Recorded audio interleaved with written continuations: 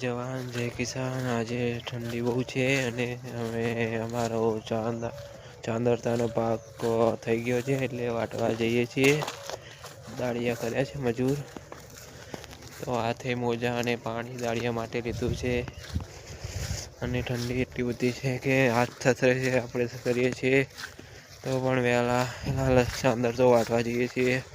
બપોર ચેર વાટીએ તોય ઘરે છે અને અત્યારે વાટશું તો જોઈએ કેવું થાય છે। તો તમે પણ કોમેન્ટમાં જણાવજો કે ચાંદર તો કયા સમયે વાટવો જોઈએ અને અમારી ચેનલ સબસ્ક્રાઈબ કરો અને લાઈક કરો ગાઈસ। કોઈ લાઈક સબસ્ક્રાઈબ કરતું નથી ભાઈ।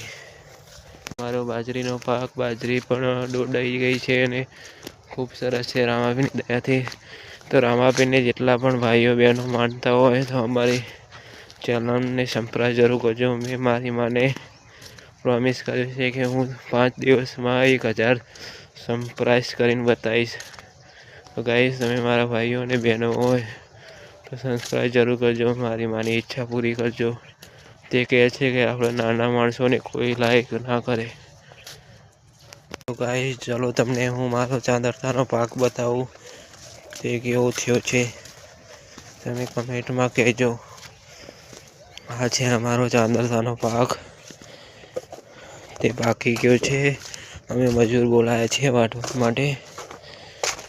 મજૂર હામમાં ખૂણે છે તો મજૂરની પરવાનગી વગર આપણે તેમનો વિડીયો નહીં ઉતારીએ। તો ગાઈસ, આ છે અમારા ચાંદરતાનો પાક, તમે સબસ્ક્રાઈબ અને લાઈક જરૂર કરજો।